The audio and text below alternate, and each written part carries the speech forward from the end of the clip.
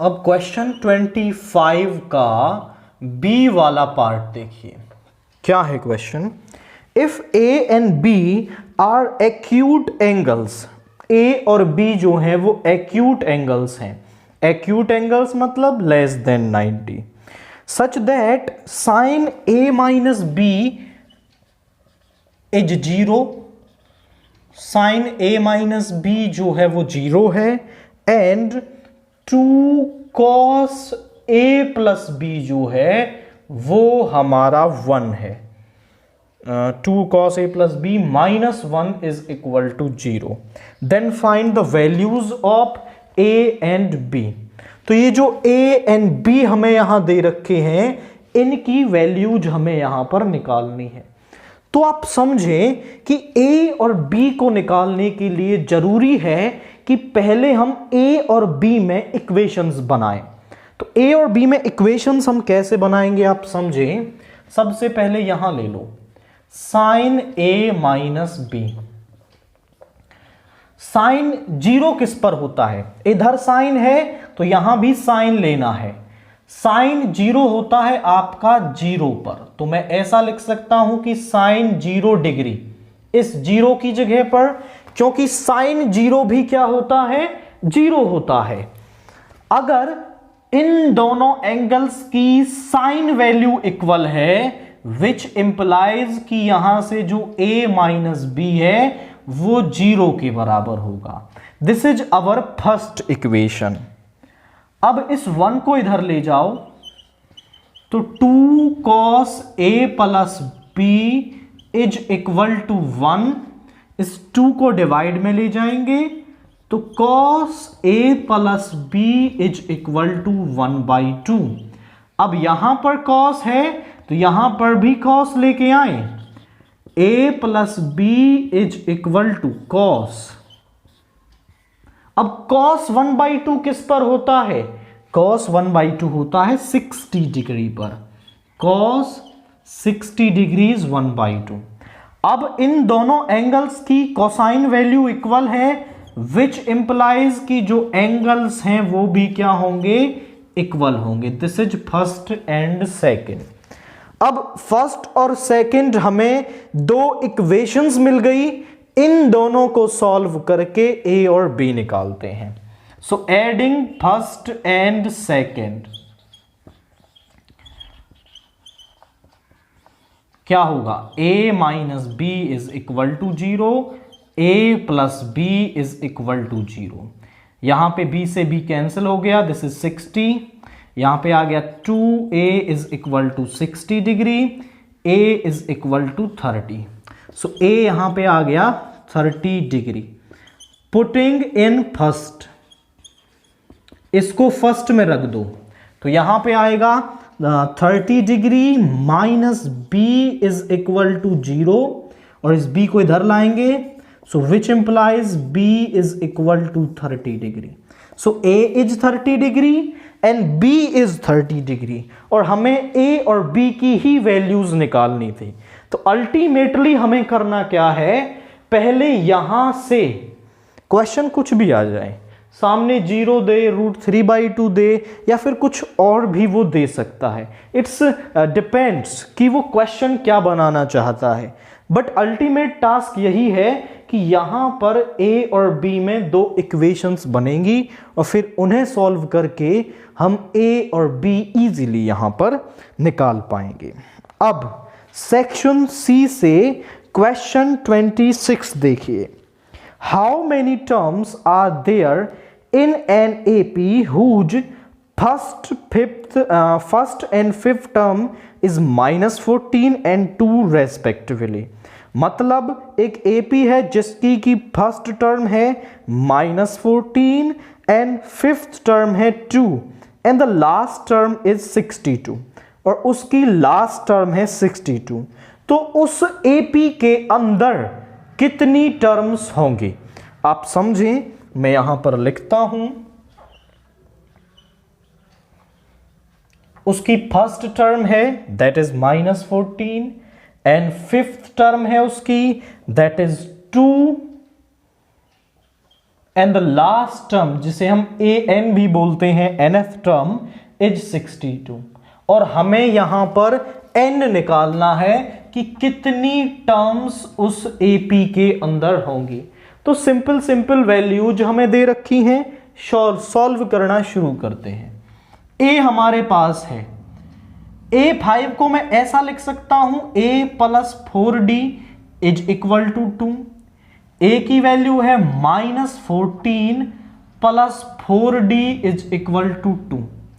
इसको इस तरफ ले जाइए, 4d इज इक्वल टू 2 + 14 यानी कि 16, और 4 को डिवाइड में ले जाएंगे, सो 16/4 इज 4, यानी जो कॉमन डिफरेंस है वो हमारे पास 4 आ रहा है। और एक AP में हमें फर्स्ट टर्म मिल जाए, कॉमन डिफरेंस मिल जाए, मेजर चीजें हम उसके लिए निकाल सकते हैं। अब वो कह रहा है कि AN जो है 62 है, दैट इज गिवन, वो उसने हमें दे रखा है। AN का फॉर्मूला होता है a + n-1 into d is equal to 62। a है, d है, पुट करो, -14 + n-1 और d हमारे पास आया है that is 4 is equal to 62। इसको इधर ले जाएंगे तो प्लस का, यहां पे आ गया 62 + 14 दैट इज 6 एंड 7। 4 को डिवाइड में ले जाओ, 76/4 तो ये कैंसिल होगा 1 9, इधर 1 जाके प्लस का, 19 + 1 इज 20। सो यहां पर AP में वो पूछ रहा था how many terms in AP। सो यहां पर in the AP you can say the AP has, there are 20 terms in the AP। तो उस AP में आपकी 20 टर्म्स यहां पर होंगी। सिंपल इजी टाइप का क्वेश्चन, जो डाटा दे रखा है पहले उसे लिखें, फिर जो निकालना है उसके फॉर्मूले में वैल्यू रखते ही हमें यहां n की वैल्यू मिल जाएगी। इसका B वाला पार्ट देखिए, which term of the AP is the first negative term. हमारे पास एक AP दे रखी है 65, 61, 57, 53। जो AP की टर्म्स हैं वो डिक्रीज होती जा रही हैं। अब वो कह रहा है कि AP की कौन सी पहली टर्म नेगेटिव आएगी। सच अ इंटरेस्टिंग क्वेश्चन। AP क्या है, 65, 61, 57, 53 एंड सो ऑन। आप ध्यान से देखें तो हर बार 4 कम हो रही है। तो एक ऐसा पॉइंट भी आएगा इसमें कि जब टर्म नेगेटिव आएगी। तो वो यही पूछ रहा है कि वो कौन से नंबर की टर्म होगी जो इसमें नेगेटिव आएगी। तो उसके लिए हम मान लेते हैं वो nth टर्म होगी। तो पहले तो हम यहां A और D निकालते हैं। A है हमारे पास दैट इज 65, D आएगा हमारे पास A2 - A1, 61 - 65 that is -4। So let nth term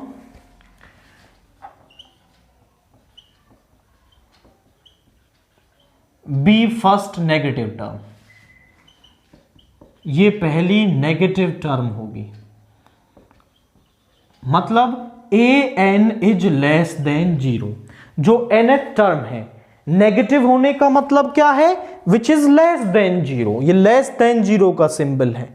अब यहां nth टर्म की वैल्यू आप रखें तो A + n-1 into D is less than 0। A है हमारा 65 + n-1 into -4 is less than 0। Multiply करो, 65 - 4n + 4 is less than 0। 69 - 4n is less than 0।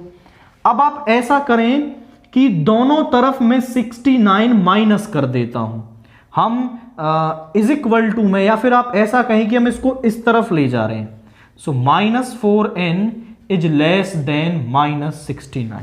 जबकि ऐसा होता है कि हम दोनों तरफ 69 माइनस कर रहे हैं तो भी वही रिजल्ट आएगा, या फिर आप समझने के लिए ऐसा भी कह सकते हैं कि हम 69 को इधर ले गए तो ये माइनस का हो गया। अब दोनों तरफ हम माइनस से मल्टीप्लाई करेंगे, तो माइनस से मल्टीप्लाई करेंगे तो ये प्लस का और ये भी प्लस का, और ये सिंबल उल्टा हो जाएगा। यहां ये इधर 4n लेस था, अब 4n बड़ा हो जाएगा। आप पूछें सर ऐसा क्यों हो गया कि ये सिंबल चेंज हो गया, तो उसके लिए आप समझें कि मैं यहां पर ऐसा कह रहा हूं कि 1 इज लेस देन 4। सही बात है कि जो 1 है आपका वो 4 से लेस है। अब मैं दोनों तरफ माइनस मल्टीप्लाई कर दूं, यहां हो जाएगा -1, यहां हो जाएगा -4। तो आप समझें कि माइनस मल्टीप्लाई करने पर ये -1 बड़ा हो गया, क्योंकि माइनस में जो जितना छोटा होता है वो उतना बड़ा होता है। तो जैसे ही हम माइनस साइन अप्लाई करेंगे, जो बड़ी वाली टर्म है वो छोटी बन जाती है और जो छोटे वाली टर्म है वो बड़ी बन जाती है। तो यहां माइनस अप्लाई किया, सिंबल चेंज हो गया। तो सेम यहां पर अब 4 को इधर ले जाएंगे, n इज ग्रेटर देन 69/4। 69/4 को आप सॉल्व करें तो 117 पॉइंट समथिंग आएगा, 17 पॉइंट। अब मतलब इससे तो बड़ा है, तो 17 के बाद कौन सी टर्म आती है? 18th आती है। भाई नंबर ऑफ टर्म पॉइंट में तो हो नहीं सकती, या तो वो 17 होगी या 18 होगी। अब वो कह रहा है कि इस 17 पॉइंट से सम बड़ी है, तो इससे बड़ी तो एक ही टर्म है, that is 18। So first negative term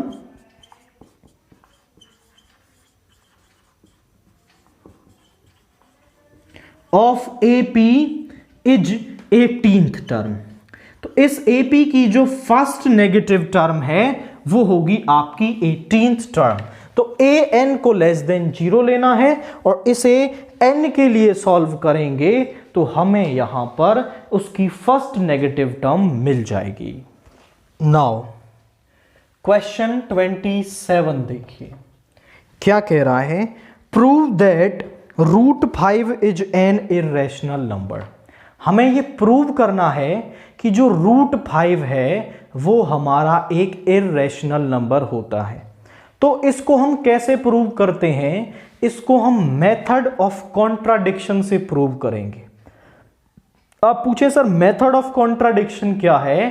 तो मेथड ऑफ कॉन्ट्राडिक्शन ये होता है कि अगर मुझे इसे इर्रेशनल प्रूव करना है तो मैं ये मान लूंगा कि ये रैशनल है, और फिर रैशनल वाली कंडीशन लगा करके हम अंदर से कोई ऐसा रिजल्ट निकालेंगे कि जो गलत होगा, और फिर हम ये बोलेंगे कि ये अंदर से जो गलत रिजल्ट आ रहा है ये इस वजह से आ रहा है जो हमने गलत माना है, हमारे रॉन्ग अजम्पशन की वजह से ये अंदर से कॉन्ट्राडिक्शन बन रहा है, और फिर हम ये बोलते हैं कि हमारा मानना गलत है और ये रैशनल होगा। This is method of contradiction. तो हम ये मान लेते हैं let √5 is rational. I repeat, irrational prove करना है, हम मान रहे हैं लेट √5 इज रैशनल। अगर √5 रैशनल है सो √5 को हम ऐसा लिख सकते हैं, दैट इज a/b की फॉर्म में, a/b की फॉर्म में, where a and b are integer and coprime. ये इंटीजर भी हैं हमारे और कोप्राइम भी हैं। कोप्राइम मतलब ऐसे नंबर्स जिनका कोई कॉमन फैक्टर नहीं होता है, मतलब उनका अगर आप HCF निकालोगे तो वो 1 आएगा। अब इस b को इधर ले जाओ तो विच इंप्लाइज a को हम लिख सकते हैं √5b स्क्वायरिंग बोथ साइड।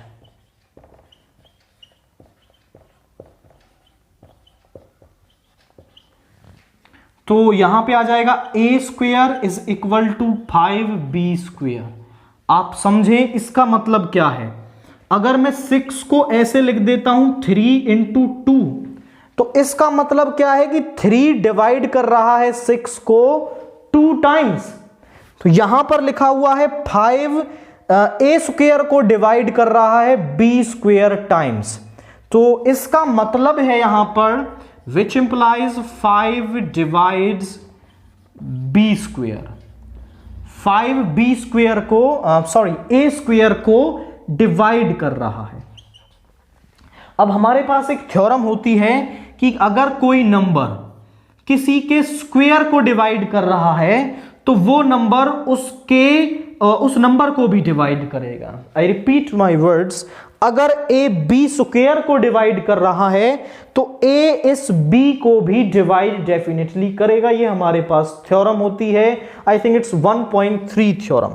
तो हम यहां पर लिखेंगे विच इंप्लाइज दैट 5 डिवाइड्स ए, तो 5 ए को भी डिवाइड करेगा, और 5 ए को डिवाइड करेगा तो ए को मैं सम ऐसा लिख सकता हूं 5c, कि जो 5 है वो ए को सम c टाइम्स डिवाइड कर रहा है।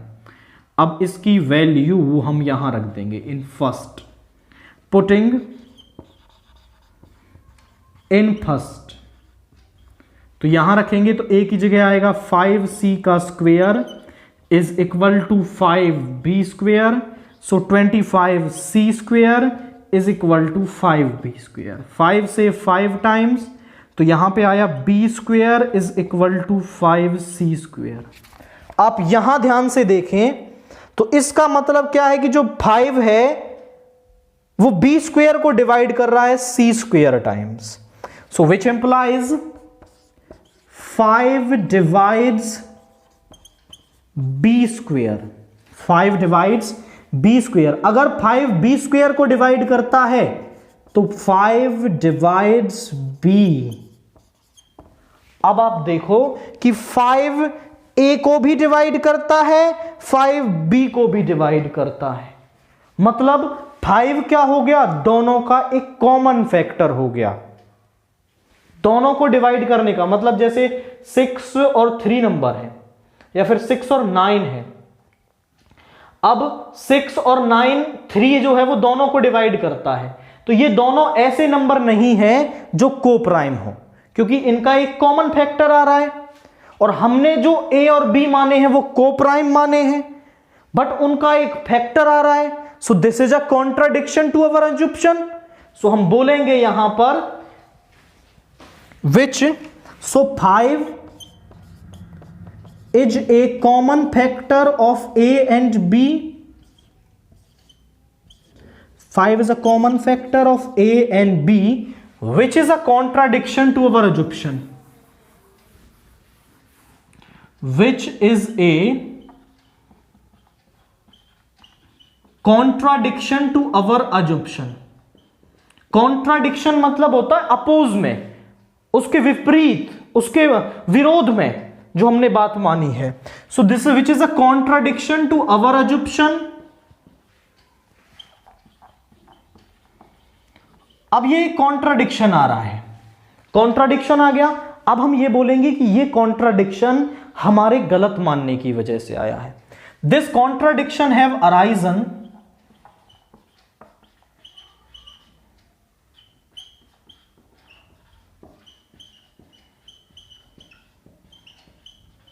due to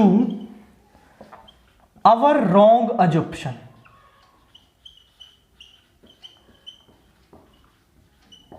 So our assumption is wrong.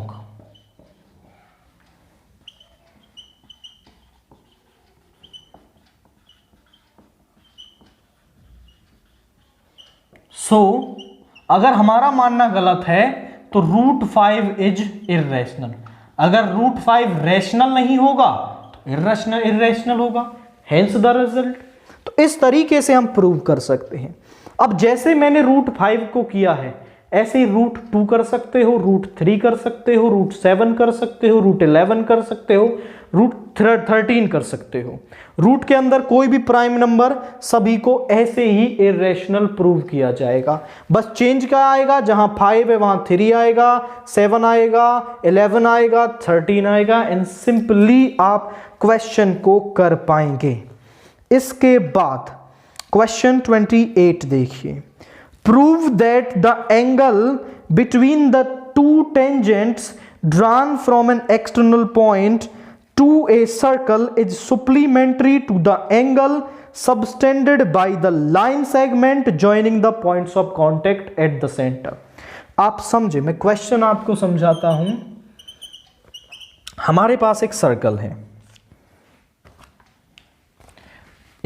है, हमारे पास, वी हैव अ सर्कल, और इस सर्कल पर एक्सटर्नल पॉइंट से, एक एक्सटर्नल पॉइंट से दो टेंजेंट डाले जाते हैं। अब यहां कहीं सेंटर होगा,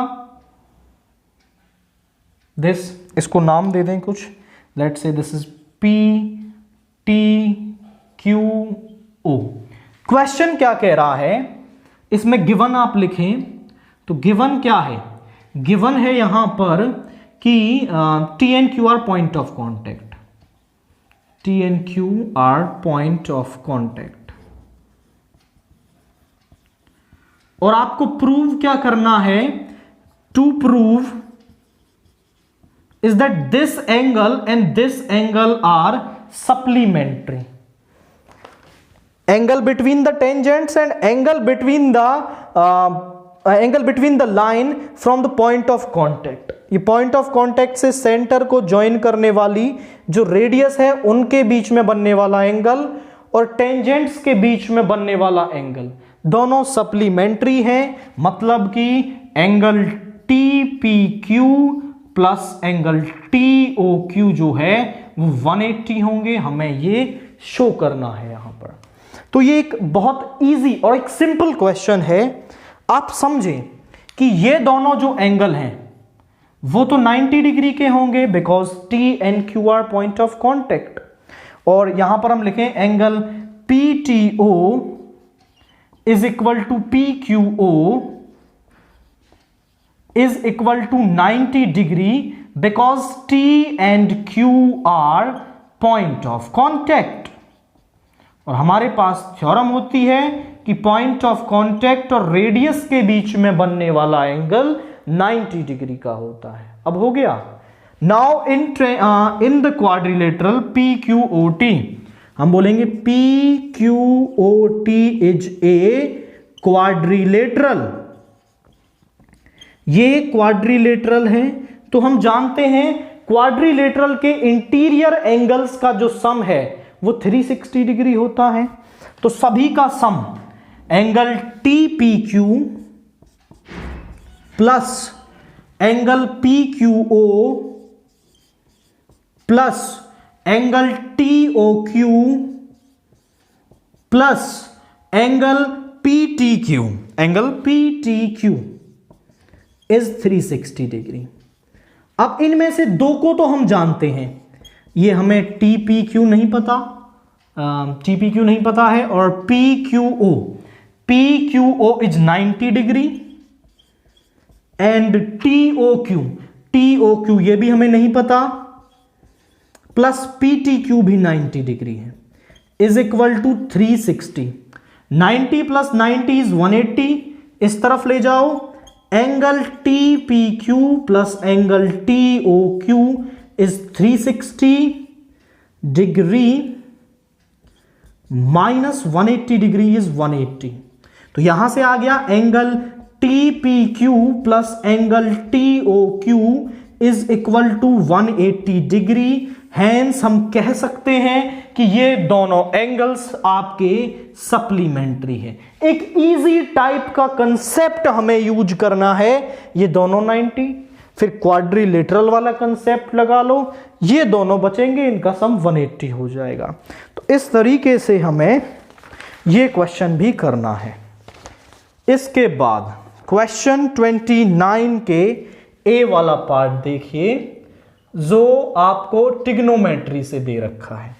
प्रूव क्या करना है कि sine A minus 2 sine cube A over 2 cos cube A minus cos A is equal to tan a के हमें प्रूव करना है। तो ट्रिग्नोमेट्री के जब भी क्वेश्चंस आपके पास आए तो उनमें आप थोड़ी देर के लिए 10-20 सेकंड का समय दें और उस क्वेश्चन को देखो कि क्या हम यहां कर लें, हमें बनाना क्या है। यहां पर हमें यहां पर tan a लेके आना है, तो क्या मैं लेफ्ट हैंड साइड के साथ कर सकता हूं, कोई फॉर्मूला है जो मैं यहां लगा सकता हूं। इनको करने के ढेर सारे मेथड होते हैं, एक क्वेश्चन को ही कई कई तरीके से किया जा सकता है। हो सकता है मैं किसी और से करवाऊं, आप किसी और से सोच पा रहे हैं, तो जो आप सोच पा रहे हैं वो गलत नहीं है, रिजल्ट सही मिलना चाहिए।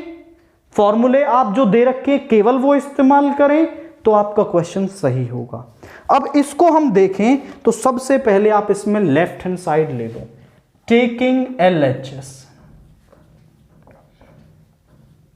Sign A -2 sine cube A, और नीचे है आपका cos 2 cos cube A minus cos A। अब आप देखें तो मैं यदि ऊपर से और नीचे से साइन A और cos A कॉमन ले सकता हूं, तो ऊपर से मैं साइन A कॉमन ले रहा हूं तो अंदर आएगा 1 - 2 साइन स्क्वायर A, और नीचे से माइनस cos A कॉमन ले लेना, तो यहां पे बन जाएगा 1 - 2 cos स्क्वायर A। अब आप देखें तो साइन A और cos A tan A मिल गया, तो ये बाकी टर्म यहां से कट जानी चाहिए ताकि हम राइट हैंड साइड पर पहुंच पाएं। तो अभी यहां कुछ फॉर्मूला आपको नहीं दिख रहा होगा, बट अगर मैं ऐसा करूं, ये हो गया आपका sign A cos A tan A, और यहां पर है माइनस साइन, इसको मैं ऐसा लिख सकता हूं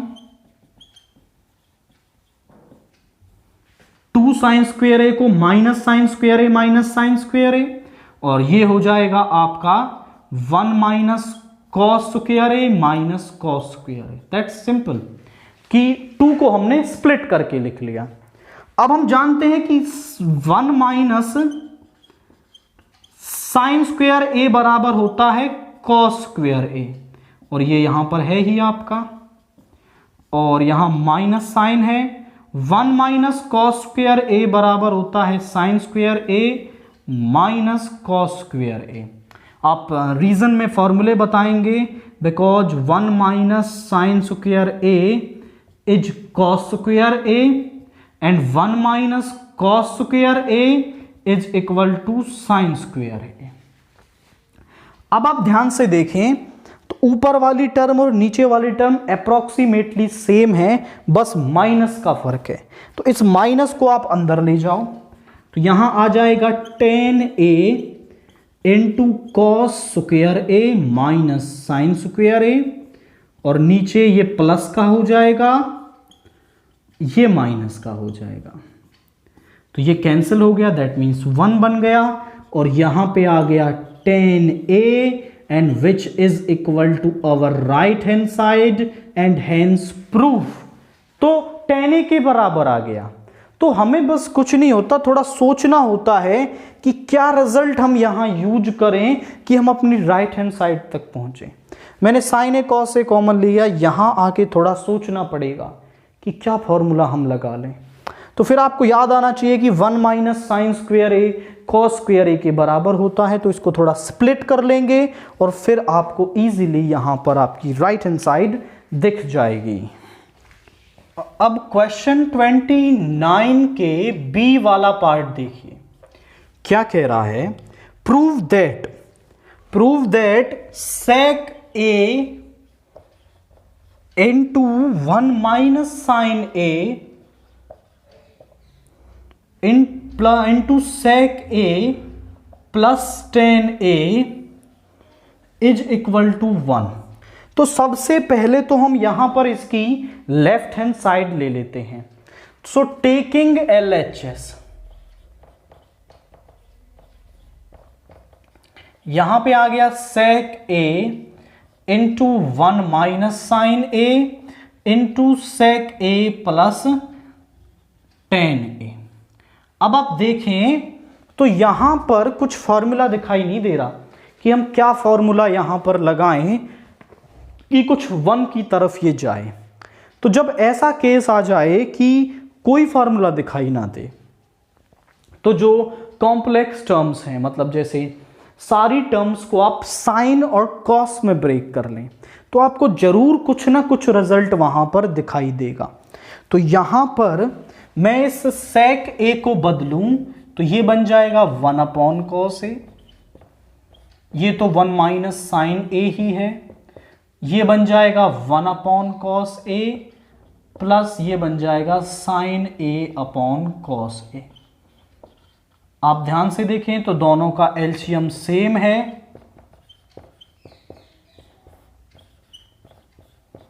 तो यहां आ जाएगा कॉस ए और ऊपर बन जाएगा 1 plus sine A. I think आपको दिख गया होगा।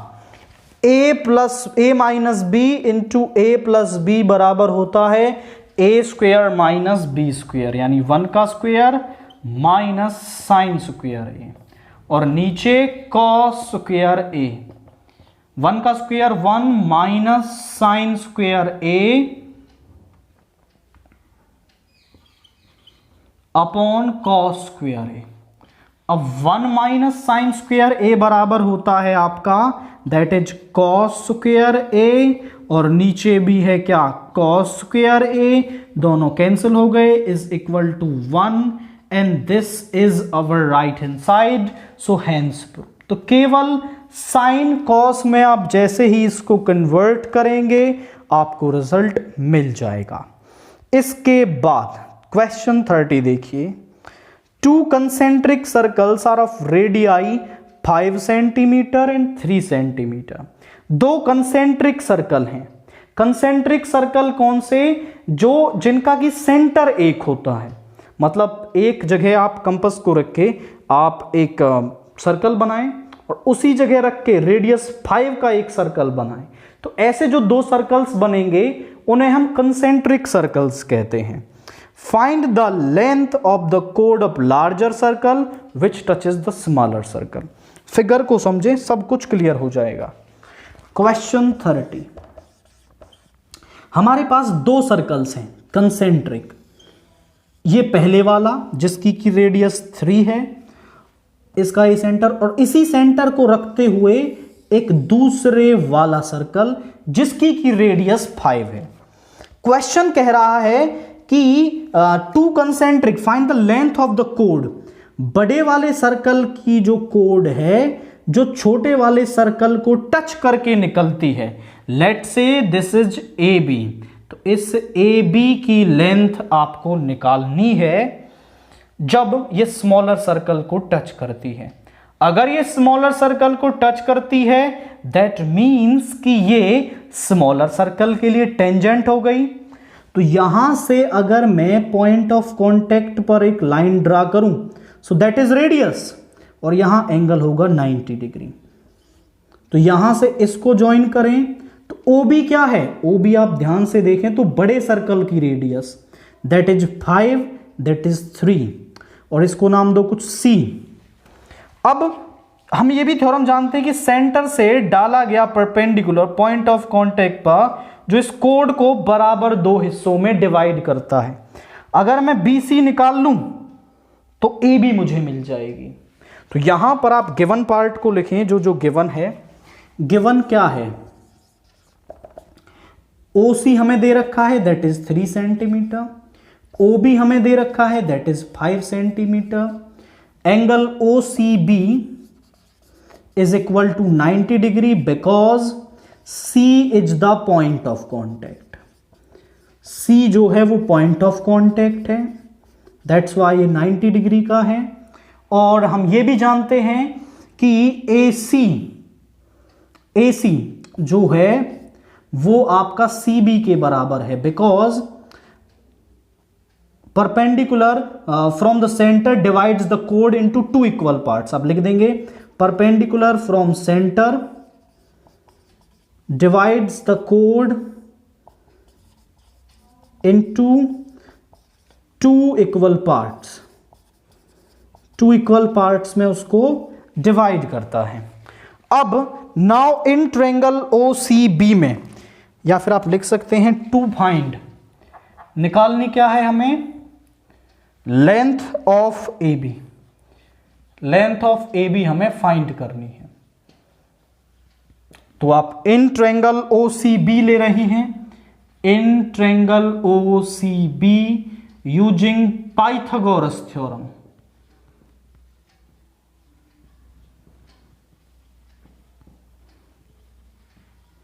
पाइथागोरस थ्योरम क्या कहती है कि ओ सी का स्क्वायर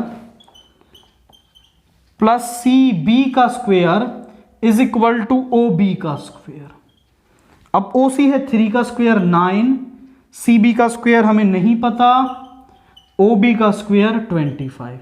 इस तरफ ले जाओ, सी बी का square is 25 minus 9 that is 16। So CB is equal to plus minus root 16 that is plus minus 4 that is 4। तो CB आ गई 4। आप बोले सर नेगेटिव क्यों नहीं लिया? तो CB आपकी लेंथ है and length can't be negative. तो AB किसके बराबर होगा?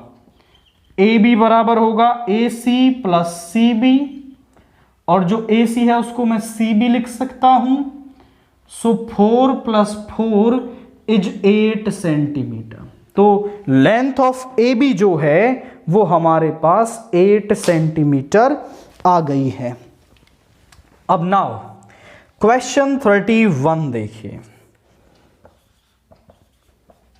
What is the question? Find the value of P for which the quadratic equation P X into X minus 2 plus 6 is equal to 0 has 2 equal roots. तो हमारे पास equation क्या है? The given equation is P X into X minus 2 plus 6 is equal to 0। पहले तो आप इस equation को स्टैंडर्ड फॉर्म में लेके आए, P X square minus 2px plus 6 is equal to 0। This is first.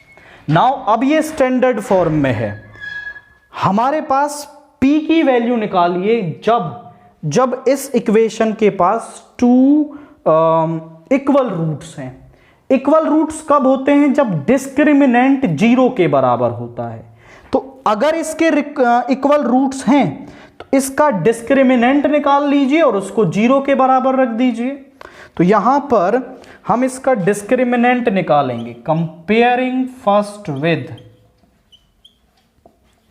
किसके साथ कंपेयर करेंगे? A X square plus B X plus C is equal to 0 which is the standard form of quadratic equation. तो A क्या है हमारा? p है, b क्या है? माइनस 2p, और c है 6।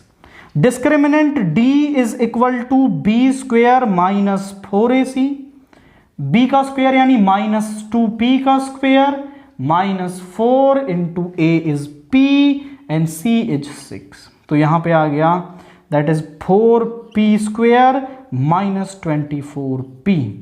आप चाहें तो 4p कॉमन ले सकते हैं, p minus 6। Since the equation has 2 real roots, so 2 real equal roots, so discriminant is equal to 0 यानी 4p into p minus 6 is equal to 0। दो नंबर्स का, दो एक्सप्रेशंस का प्रोडक्ट तभी 0 हो सकता है जब या तो 4p 0 हो, यानी कि देखो 4 तो 0 हो नहीं सकता क्योंकि स्केलर है, 4 तो 4 रहेगा। जब या तो p 0 हो या फिर p माइनस 6 0 हो। तो यहां से p की वैल्यू एक तो 0 आ गई, एक आ गई 6। p खुद 0 नहीं हो सकता। आप पूछे सर p 0 क्यों नहीं हो सकता? तो आप देखें तो x स्क्वायर का जो कॉफिशिएंट है दैट इज p, ये 0 नहीं हो सकता। अगर ये 0 हो गया तो इक्वेशन क्वाड्रेटिक रह ही नहीं जाएगी। हम यही तो कहते हैं कि क्वाड्रेटिक इक्वेशन में b और c दोनों 0 हो सकते हैं बट ये a 0 नहीं हो सकता, जिससे कि हम इक्वेशन की डिग्री बता रहे हैं। अगर ये a 0 हो गया तो इक्वेशन लीनियर बन जाती है। तो ये पी एक्स स्क्वायर का कोफिशिएंट है, दैट वाई ये 0 नहीं हो सकता। तो जो पी की वैल्यू है वो हमारी यहां पर 6 होगी for this particular question. Now section D, section D से क्वेश्चन 32 का ए पार्ट देखिए। क्वेश्चन पढ़ते हैं। A straight highway leads to the foot of a tower. A man standing on the top of 75 meter high tower observes two cars at the angle of depression 30 degree and 60 degree which are approaching the foot of tower. If one car is exactly behind the other on the same side of the tower, find the distance between the two cars. Question clear होगा diagram से। एक man है जो आपका एक 75 metre high tower पर है। Let's say this tower A B is 75 metre. वो इस बी पॉइंट पर है और कहीं इस तरफ से आ रही दो कार्स को, जो कि हैं आपकी सी और डी, उनको ऑब्जर्व करता है और उनका एंगल ऑफ डिप्रेशन पहले वाली का है 30 एंड दूसरे वाली का है 60 डिग्री। आप समझें, एंगल ऑफ डिप्रेशन यहां पे बनेगा। वो मान लो डी को देख रहा है, तो डी को देखते टाइम उसका एंगल ऑफ डिप्रेशन होगा 30 डिग्री। तो ये वाला एंगल भी कितना हो जाएगा 30 डिग्री। और जब वो सी को देखेगा तो उसका एंगल ऑफ डिप्रेशन होगा 60 डिग्री और उससे ये वाला एंगल भी कितना हो जाएगा 60 डिग्री। अब बड़ा कंफ्यूजन रहता है स्टूडेंट्स के अमोंग, सर आपको कैसे पता चला कि ये 30 ये 60? आपको कैसे पता चल गया? आप समझो, आप खुद से एनालाइज करो। भाई मान लो जैसे ये यहां क्वेश्चन पेपर कोड लिखा हुआ है, मैं इसको दूर से देख रहा हूं तो ऑब्वियसली मुझे अपनी गर्दन नीचे की तरफ रखनी पड़ रही है।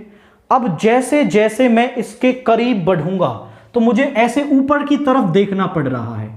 अगर मैं थोड़ा बोर्ड के नीचे जा पाऊं तो एक ऐसा पॉइंट होगा जब मेरी आंख और इस क्वेश्चन पेपर कोड के बीच का जो एंगल है वो 90 डिग्री बनेगा। आप यहां समझो, मैं सामने देख रहा हूं, अब एंगल अप्रोक्सीमेटली आपका 0 डिग्री है। अब जैसे जैसे मैं इसे ऊपर करूंगा, यहां कुछ मुझे मान लो कि मेरी आंखों के सामने ये है और यहां पे था ये, तो अब एंगल 0 डिग्री है। मैं इसको ऊपर देखूंगा तो यहां से नाप रहे हैं आप एंगल को, तो 30 डिग्री, 60, 80 और एक ऐसा पॉइंट आया जब एंगल बन रहा है आपका 90 डिग्री। मतलब जैसे जैसे आप उसके करीब जाएंगे तो एंगल बढ़ता है। या फिर आप एक और तरीका मैं आपको बताता हूं, आप इस पर डी रख लो, डी जिससे एंगल नापते हैं वो आपके पास होगी। पॉइंट इसको मैप करना है और यहां डी रखोगे तो ऑब्वियसली एंगल इधर से मापना शुरू करोगे, इधर से नापोगे तो ये 30 होगा, ये 60 होगा, क्योंकि 30 छोटा होता है, 60 बड़ा होता है। अब ये 30 तो ये 30, ये 60 तो ये 60। या फिर ऐसे याद रख लो कि जितना टावर की तरफ मूव करोगे उतना एंगल बढ़ेगा, और नजदीक आओगे और ज्यादा, यहां आ जाओगे तो 90 डिग्री बन जाएगा। कैसे भी याद रख लो, इट्स अप टू यू। या खुद प्रैक्टिकल करके देखना कि जब हम दीवार की तरफ बढ़ते जा रहे हैं तो एंगल, उसी पॉइंट को देखते रहना, एंगल बढ़ता जाता है। अब ये 30 था तो हमने इसको 30 कैसे ले लिया? ये दो पैरेलल लाइन है, पैरेलल लाइंस के बीच में ये वाले एंगल होते हैं अल्टरनेट इंटीरियर एंगल, और अल्टरनेट इंटीरियर एंगल्स इक्वल होते हैं। अब ये 30 डिग्री एंगल ऑफ डिप्रेशन है जो ऊपर बनता है, नीचे नहीं बनता angle of depression. Angle of depression बनता है यहां पर, ये वाली लाइन और ये एडी पैरेलल हो गए। अब लाइन ऑफ साइट, इसको हम बोलते हैं लाइन ऑफ साइट, और ये ग्राउंड, ये पैरेलल होते हैं आपके। अब ये वाला और ये वाला एंगल अल्टरनेट इंटीरियर एंगल हो गए, बिटवीन द पैरेलल लाइंस हैं तो दोनों इक्वल हो गए, और ये वाला भी 60 डिग्री हो गया। बस अब आपको ये इन दोनों के बीच की डिस्टेंस CD निकालनी है। तो उसके लिए आपको थोड़ी सी क्रिटिकल अप्रोच, पहले आप यहां इस छोटे वाले ट्रायंगल में लेंगे तो AC मिल जाएगा, फिर बड़े वाले ट्रायंगल में लोगे तो CD मिल जाएगा। पहले जो गिवन है उसको लिखते हैं, AB is equal to height of tower, height of tower is equal to 75 metre. And now अब हम ले लेते हैं in triangle BAC, BA upon AC। अब देखो PBP ओवर HHB, ये वाली साइड क्या है, BA is perpendicular over base, perpendicular over base is 10 और एंगल है 60 डिग्री, सो 10 60। अब ये भी बच्चे कई बार पूछते हैं कि सर आपको कैसे पता चल गया कि कौन सा परपेंडिकुलर कौन सा बेस, तो वो 10th क्लास के क्वेश्चंस में तो जनरली दिख जाता है कि this side is perpendicular, this side is base. But मैं एक आपको अप्रोच बताता हूं, मान लो ये आपका ट्रायंगल है और ट्रायंगल थोड़ा डिफिकल्ट बनाते हैं, जैसे कि ऐसे। Now this triangle is little bit difficult, तो यहां एंगल 90 डिग्री है और ये थीटा है, दिस इज ABC। अब आप देखें तो अभी भी आपको दिख रहा है कि बेस क्या है, परपेंडिकुलर क्या है। तरीका क्या होता है कि एंगल थीटा के बारे में हम बात कर रहे हैं, तो थीटा से आप 90 की तरफ चलो, यहां थीटा बन रहा है, यहां से आप 90 पर जाने के लिए आपको कौन सी साइड पर जाना पड़ेगा, AC पर जाना पड़ेगा। तो वो सबसे पहली साइड होती है बेस, उससे आगे बढ़ें तो ये होगी परपेंडिकुलर और बची हुई साइड हाइपोटेनियस। अब इसी में लगा लो ये, तो यहां क्या हो गया, ये थीटा, ये 90 डिग्री, यहां मूव करेंगे बेस, उससे अगली साइड परपेंडिकुलर और ये हाइपोटेनियस। इजी हो गया, किसी भी ट्रायंगल में लगा लेना, आपको तुरंत पता चल जाएगा कौन सी साइड बेस। तरीका याद रखें, एंगल से 90 डिग्री की तरफ मूव करो, तो जो सबसे पहली साइड जिस पर आप मूव करोगे वो बेस, उससे अगली साइड परपेंडिकुलर और तीसरी तो हाइपोटेनियस हो जाती है। तो BA है हमारे पास 75, AC हमें नहीं पता, और 10 60 होता है √3।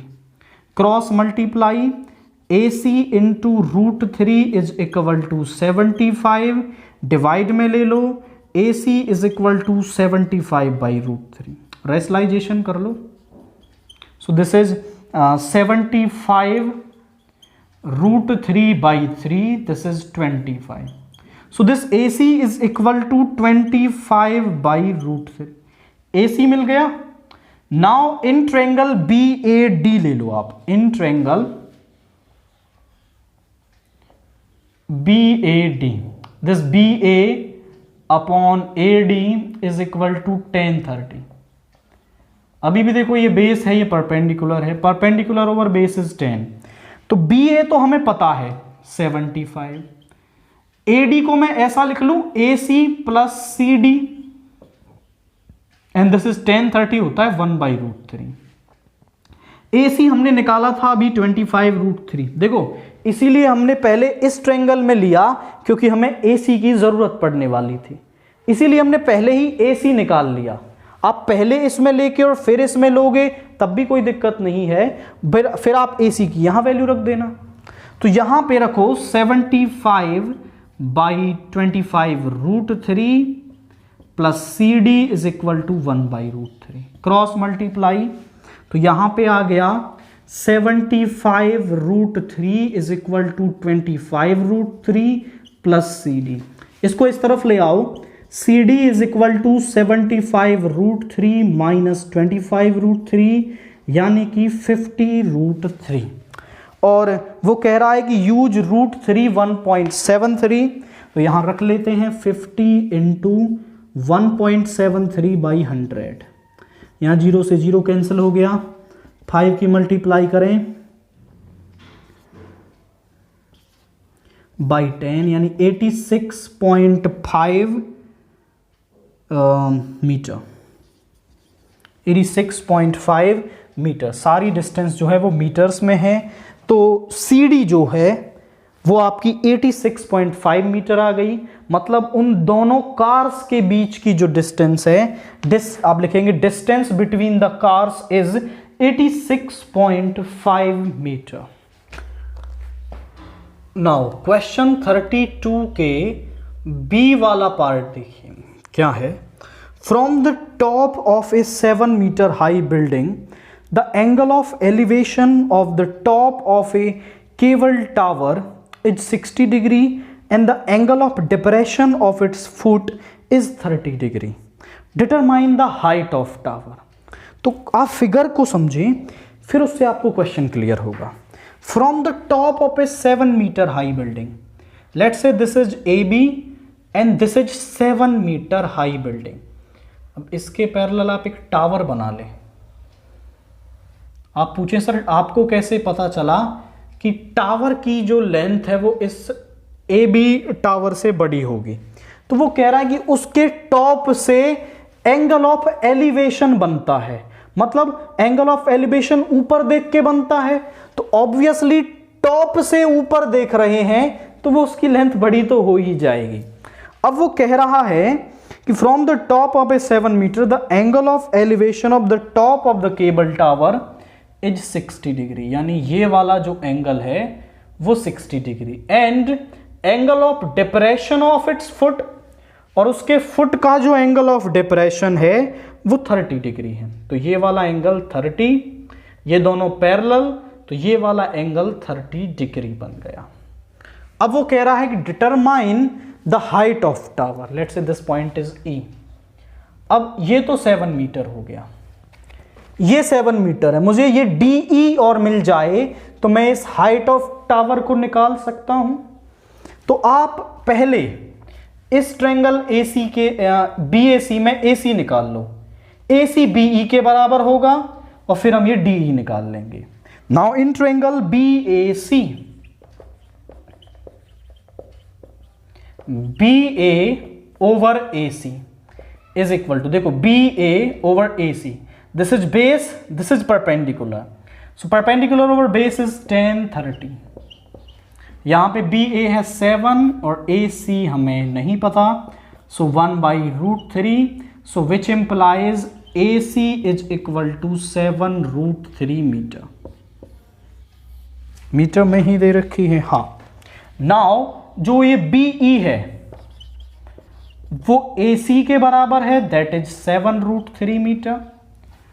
अब नाउ इन ट्रायंगल DEB ले लो आप, in triangle DEB, DE over EB, अभी भी देखो perpendicular over base is tan 60 degree, DE हमें नहीं पता, EB या BE हमें पता है, दैट इज 7√3 और ये होती है √3। इधर ले जाओ, so DE is equal to 7√3 into √3, √3 into √3 होगा 3, सो DE हमारे पास आ गई 21 मीटर। और हमें लेंथ निकालनी थी DC, so height of tower, कौन से वाले टावर की, दैट इज DC। तो DC हमारे पास बराबर है DE प्लस EC। DE हमने अभी 21 निकाला, EC है 7, so 28 metre. This is the length of tower. तो ये हमारी क्या है, लेंथ ऑफ टावर यहां पर है। इसके बाद क्वेश्चन 33 का ए वाला पार्ट देखिए क्या है। We had D is a point on the side BC of a triangle ABC such that ADC is equal to BAC. Then prove that CA square is equal to CB dot CD. तो हमारे पास एक ABC triangle है। We had ABC. वो कह रहा है कि D is the midpoint of BC.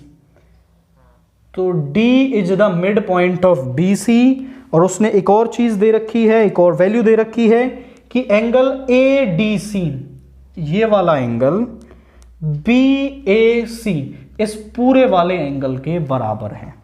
तो वो कह रहा है prove that C A square is equal to C B dot C D. पहले गिवन और टू प्रूव लिखते हैं। गिवन है B D is equal to D C and angle A D C is equal to B A C. To prove क्या है, C A square is equal to C B dot C D. आप समझें, इस to prove को मैं थोड़ा सा modify करता हूं। सी ए इंटू सी ए लिख लें इसको, is equal to C B dot C D.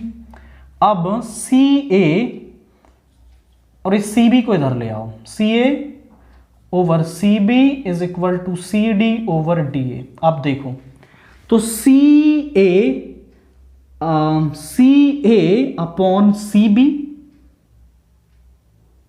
C D upon D A.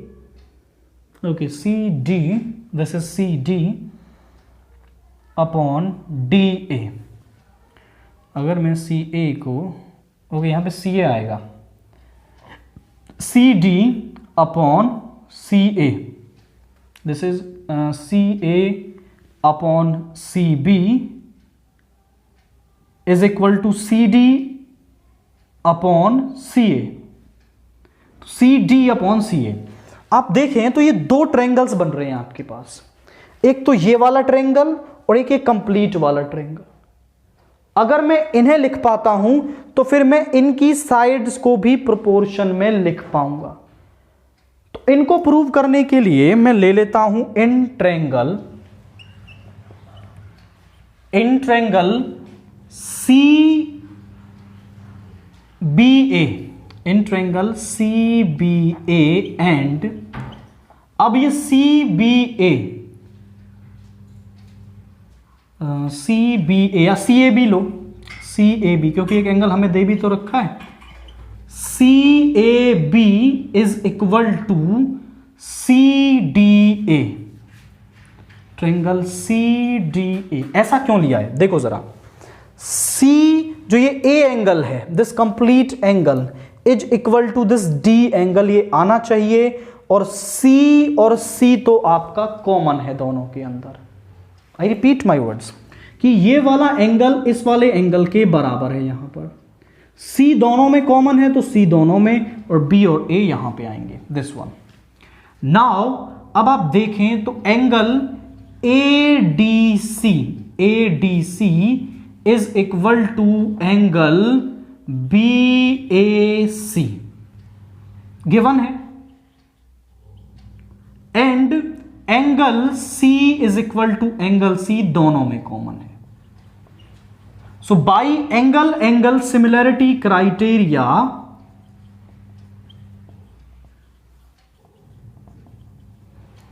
Triangle C A B is similar, triangle C A B is similar to triangle C D A. अगर ये दोनों similar हैं तो हम इनकी corresponding sides को proportion में भी लिख सकते हैं। So C A over C D, C A over C D, and यहां पर C B upon C A, C B ले रहे हैं तो सी ए। अब देखो C A upon C B, okay यहां सी बी को लाना था हमें, यहां पर सी डी को लाना था और सी बी को यहां पर रखना था। तो थोड़ा बहुत रिजल्ट आप जब प्रोसीड करते हैं क्वेश्चन में तो भी समझ में आता है। अब देखो ये रिजल्ट बन रहा है, इसको इधर ले आओ, सी ए का square is equal to C B dot C D. आप चेक कर लें, हमें यही रिजल्ट प्रूव करना था, सो हेंस प्रूव। तो केवल थोड़ा सा आपको सोचना पड़ेगा कि हमें करना क्या है, और ये आपको मल्टीप्लाई में तभी मिल सकता है जब आप उसे प्रोपोर्शन में लिखेंगे। प्रोपोर्शन में कब लिख सकते हैं, जब सिमिलर प्रूव करेंगे। तो पहले आप उसे सिमिलर प्रूव करें और फिर आप उसे प्रोपोर्शन में लिख पाएंगे, और फिर वहां से आप ये रिजल्ट इजीली निकाल सकते हैं। अब इसके बी वाला पार्ट देखिए, बी वाला पार्ट क्या कह रहा है, if AD and PM are the medians of triangle ABC and PQR respectively, triangle ABC is similar to triangle PQR, then prove that AB over PQ is equal to AD over PM. समझे, यहां पर ABC और PQR दो triangle हैं. We had ABC and PQR. This is. अब वो कह रहा है कि AD एंड PM, जो AD है वो तो AB में मीडियन है, और जो आपका PM है वो इस PQR में मीडियन है. सो मीडियन उसको दो बराबर हिस्सों में बाइसेक्ट करता है, ये आपको पता होना चाहिए. नाउ ट्रायंगल ABC गिवन क्या है? गिवन है triangle ABC is similar to triangle PQR. Prove क्या करना है? To prove is AB over PQ is equal to AD over PM. आप समझे, AB over PQ, AD over PM. और ऐसा हम कब लिख सकते हैं? जब मैं इस वाले ट्रायंगल को इस वाले ट्रायंगल के सिमिलर प्रूव कर दूं. तो उसके लिए आप कोई भी क्राइटेरिया यूज करें. तो यहां ABC और PQR सिमिलर हैं, so angle B is equal to angle Q, because triangle ABC is similar to triangle PQR. तो उनके कॉरस्पॉन्डिंग जो एंगल्स हैं वो इक्वल होते हैं. तो ये वाला एंगल इस वाले एंगल के इक्वल आ गया. अगर मैं इन दोनों साइडों को प्रोपोर्शन में और दिखा दूं तो फिर हम by SAS side angle side से हम कह पाएंगे कि ये आपके क्या हैं? सिमिलर हैं. अब यहां पर आप देखें तो ये अगर सिमिलर है तो मैं ऐसा लिख सकता हूं AB upon PQ is equal to BC upon QR. अब इस BC की जगह मैं क्या लिख सकता हूं? BC की जगह मैं लिख सकता हूं यहां पर BC जो है वो आपका ट्वाइस ऑफ BD है, एंड जो QR है वो ट्वाइस ऑफ QM है, क्योंकि जो AD लाइन है वो BC को दो बराबर हिस्सों में बांट रही है. तो पूरे BC को मैं ऐसा लिख सकता हूं ट्वाइस ऑफ BD, यहां 2 से 2 कैंसिल हो गया. AB over PQ is equal to BD over QM. ये दोनों प्रोपोर्शन में, इनके बीच का angle equal by SAS similarity criteria. या फिर इतना कहने की भी जरूरत नहीं, सिमिलर करने की भी जरूरत नहीं है, हमें यही तो लेके आना था. AB over PQ is equal to AD over PM. तो ये भी करने की जरूरत नहीं, केवल आप ये कर सकते हैं एंड सिंपल हो जाएगा. वो तो आगे निकल गए हम कि आप इसे सिमिलर भी प्रूव करना चाहें. ओके, हमें AD ओवर PM दिखाना है तो ये तो करना पड़ेगा. AD ओवर PM के लिए करना पड़ेगा हमें. So by SAS similarity criteria triangle ABC triangle ABD is similar to triangle PQM. अब अगर ये सिमिलर हैं तो इनकी साइड्स को हम प्रोपोर्शन में लिख सकते हैं. AB over PQ is equal to BD over QM is equal to AD over PM. यहां से इन दोनों को ले लो. So AB over PQ is equal to AD over PM and hence the result. हमें यही दिखाना था. अगर ये दिखाना होता तो यही छोड़ देते, बट हमें आगे भी जाना है तो इनको सिमिलर करना पड़ेगा, और जैसे ही ये सिमिलर हो जाएंगे फिर हम इनकी साइड्स को प्रोपोर्शन में लिख सकते हैं.